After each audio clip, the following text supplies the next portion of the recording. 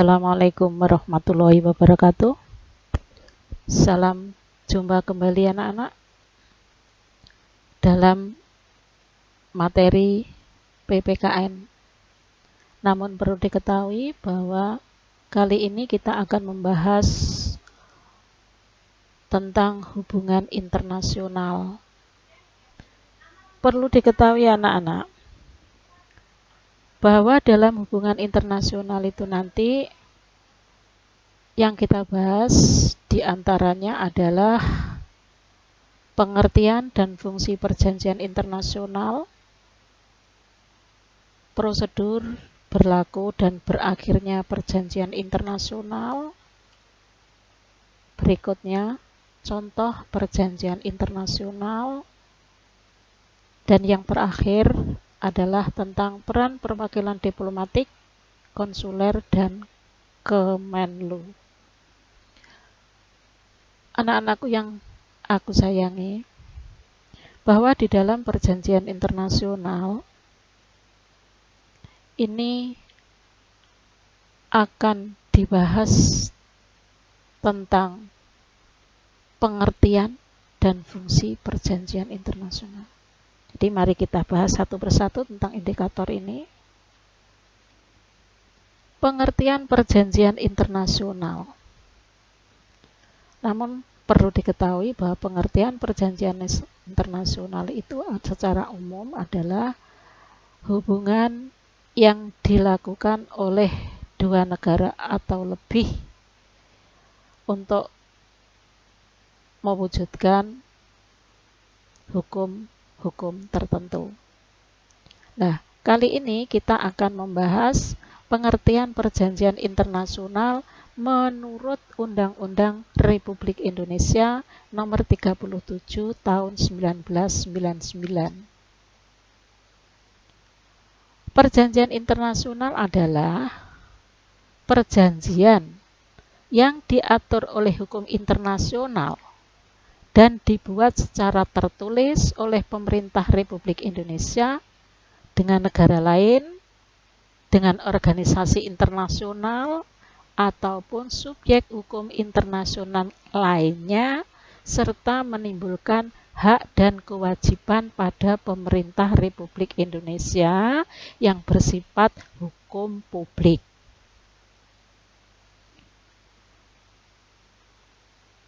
Pengertian menurut Mokhtar Kusumaatmadja adalah perjanjian antar bangsa yang bertujuan untuk menciptakan akibat tertentu. Lain lagi kalau menurut Oppenheimer bahwa perjanjian internasional adalah suatu perjanjian antar negara yang menimbulkan hak dan kewajiban di antara pihak-pihak yang mengadakannya. Menurut G. Schwarzenberger, bahwa pengertian perjanjian internasional itu adalah suatu persetujuan subjek-subjek hukum internasional yang menimbulkan kewajiban-kewajiban yang mengikat dalam hukum internasional. Itulah tadi pengertian perjanjian internasional menurut beberapa ahli. Terus sekarang kalau kita sudah tahu pengertian perjanjian internasional, kita lanjut indikator kedua, yaitu tentang fungsi perjanjian internasional. Fungsi perjanjian internasional diantaranya adalah 1. Sebagai sumber hukum internasional. 2. Memperoleh pengakuan umum dari anggota masyarakat bangsa-bangsa. Fungsi yang ketiga, memudahkan transaksi dan komunikasi antar negara. Sedangkan fungsi yang keempat adalah merupakan sarana dalam pengembang kerjasama internasional secara damai.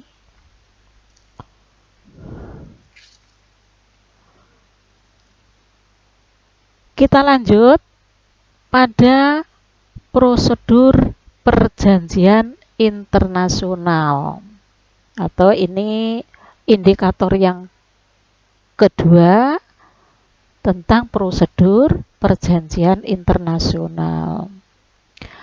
Prosedur perjanjian internasional secara klasik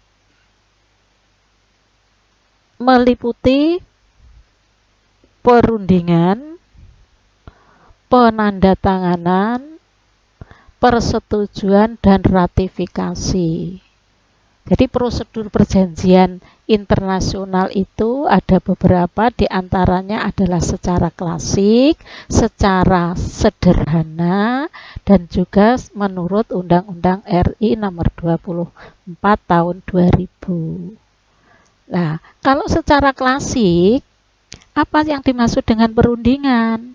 Kita harus tahu bahwa perundingan itu merupakan pembicaraan oleh pihak-pihak yang bersangkutan tentang objek tertentu yang belum pernah diadakan dalam perjanjian sebelumnya. Perundingan rancangan suatu perjanjian internasional itu dilakukan oleh delegasi Republik Indonesia yang dipimpin oleh menteri atau pejabat lain sesuai dengan materi perjanjian dan lingkup kewenangan masing-masing.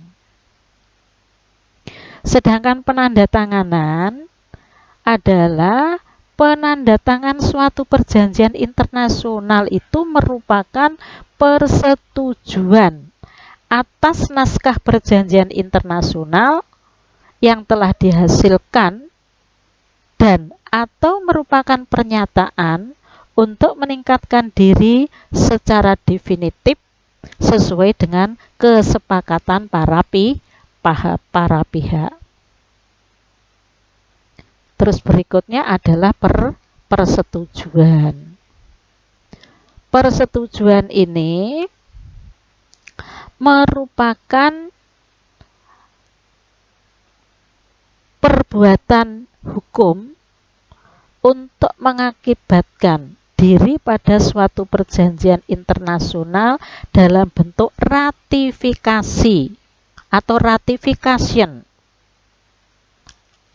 aksesi atau accession, penerimaan atau acceptance, dan persetujuan atau yang disebut dengan approval.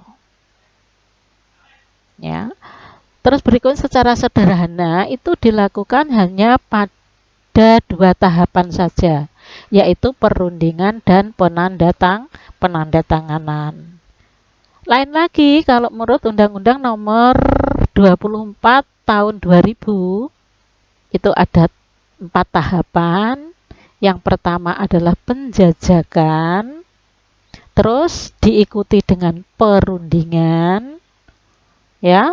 Seterusnya perumusan naskah perjanjian, dan yang terakhir adalah penandatanganan dan pengesahan naskah perjanjian. Kalau kita sudah tahu prosedur perjanjian internasional, kita lanjut pada berlaku dan berakhirnya perjanjian internasional. Kapan perjanjian internasional itu mulai berlaku? Perjanjian internasional tersebut mulai berlaku sejak tanggal ditetapkan dalam naskah perjanjian. Jika tidak ada ketetapan tanggal, maka perjanjian tersebut mulai berlaku sejak disetujui oleh para pembuat perjanjian atau setelah ditandatangani. Perjanjian internasional mulai berlaku setelah ada pengesahan dari negara peserta perjanjian. Kalau berakhirnya perjanjian internasional itu ada beberapa di sini, yaitu apabila tujuan telah tercapai. Jadi berakhirnya perjanjian itu apabila nomor 1 tujuan telah tercapai. Terus yang kedua, apabila dibuat perjanjian baru. Yang ketiga, muncul norma-norma baru dalam hukum internasional.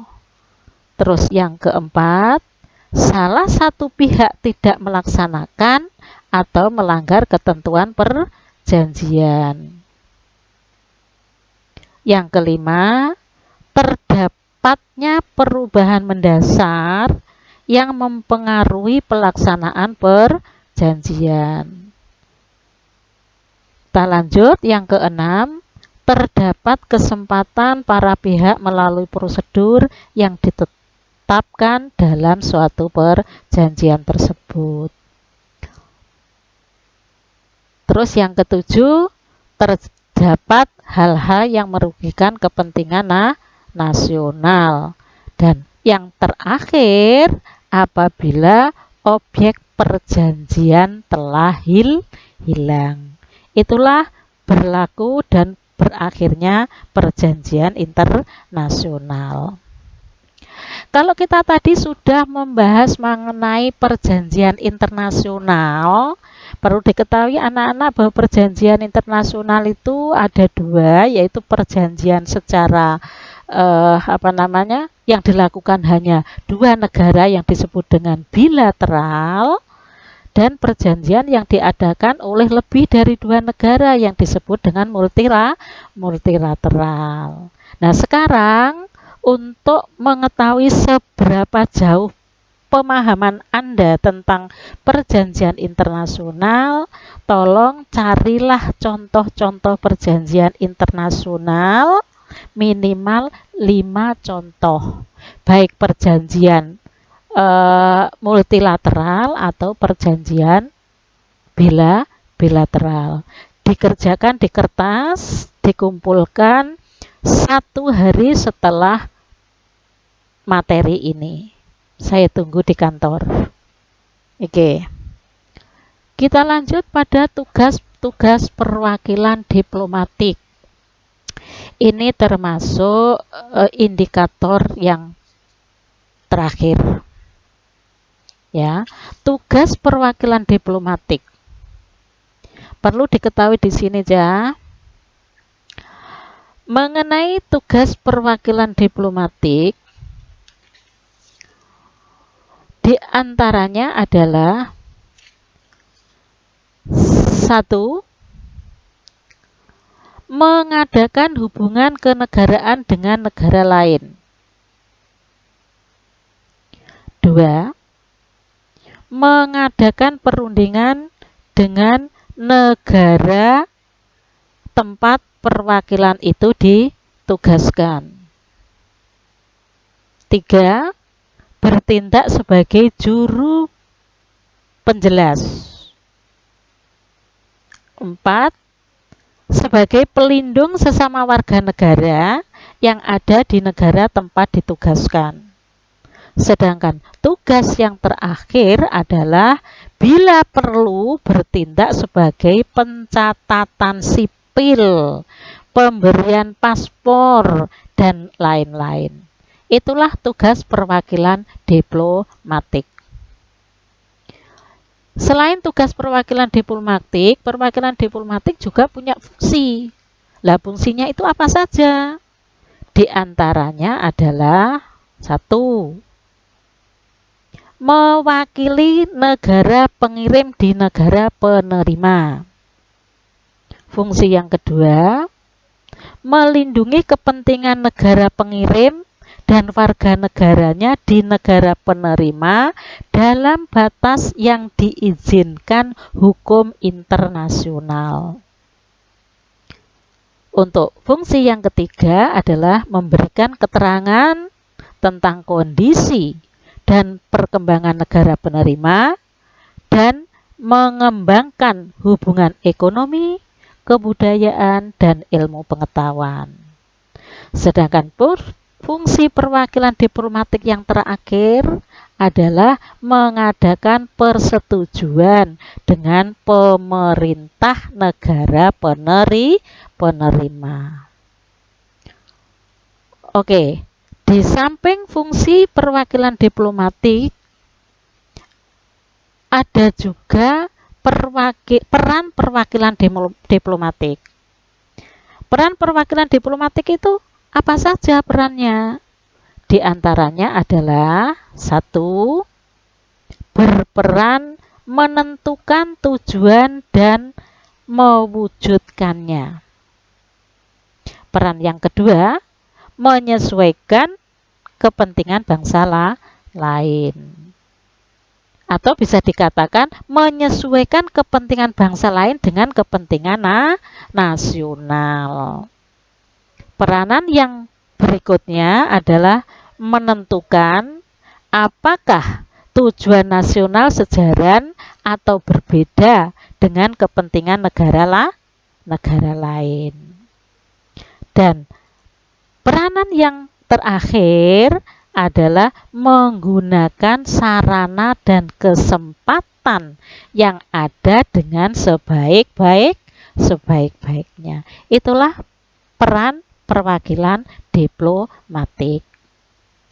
Di samping peran perwakilan diplomatik, dalam perjanjian internasional itu ada perangkat-perangkatnya atau yang disebut dengan perangkat korps diplomatik. Perangkat korps diplomatik itu diantaranya adalah ada 5. Yang pertama adalah kedutaan besar. Apa yang dimaksud dengan kedutaan besar? Atau apa itu kedutaan besar? Kedutaan besar itu dipimpin oleh seorang duta besar yang disebut ambasador, yang memiliki kekuasaan untuk memutuskan beberapa persoalan yang menyangkut hubungan dengan negara Indonesia tanpa harus berkonsultasi dahulu dengan pemerintah Indonesia di Jakarta. Itu kedutaan besar. Terus perangkat yang kedua adalah duta atau yang disebut dengan gersat. Duta merupakan perangkat diplomatik yang memiliki kekuasaan setingkat lebih rendah dari duta besar dalam menyelesaikan masalah kenegaraan. Maka duta harus berkonsultasi dengan pemerintah pusat. Terus yang ketiga adalah menteri residen. Ini menteri residen. Menteri residen itu dianggap bukan wakil pribadi kepala negara, tetapi hanya mengurus urusan negara atau tidak berhak mengadakan pertemuan dengan kepala negara tempat mereka berfungsi. Terus perangkat yang berikutnya adalah kuasa usaha. Kuasa usaha ini tidak begitu luas dalam hubungan kenegaraan negara yang diwakilinya dengan tempat perwakilan ditugaskan dan harus selalu berkonsultasi dengan pemerintah pusat. Terus perangkat yang terakhir yaitu atase. Atase ini merupakan tenaga ahli sebagai kelengkapan kedutaan, antara lain atase militer, atase perdagangan, dan atase perekonomian. Selain perangkat korps diplomatik, masih ada juga kekebalan diplomatik. Ya, kekebalan diplomatik itu ada 2, yaitu hak imunitet dan hak ekstrateritorial. Hak imunitet adalah hak yang menyangkut diri pribadi, antara lain yaitu hak mendapatkan perlindungan. Perlu digarisbawahi ya, saya ulang lagi. Hak imunitas itu adalah hak pribadi di mana mendapatkan perlindungan keselamatan diri dan hartanya. Terus yang kedua, kekebalan dan perlindungan gedung kedutaan dan tempat tinggalnya. Ketiga, bebas dari paksaan yuridis, bebas dari pengadilan perdata atau pidana di negara yang ditempati. Sedangkan yang keempat adalah berhak mengibarkan bendera negaranya di tempat kediaman duta. Itu hak imunitas. Terus yang kedua ini adalah hak ekstrateritorial. Hak ekstrateritorial adalah kekebalan terhadap daerah perwakilan, termasuk halaman dan bangunan-bangunan, tempat terpancang bendera dan lambang negara. Inilah mengenai kekebalan diplomatik. Itu tadi tentang perjanjian internasional. Maka dari itu materi tentang perjanjian internasional saya kira sekian saja. Tapi perlu diketahui bahwa kita harus tetap jaga kesehatan, tetap semangat dalam belajar agar supaya apa yang kita cita-citakan dapat tercapai. Saya kira sekian aja. Assalamualaikum warahmatullahi wabarakatuh.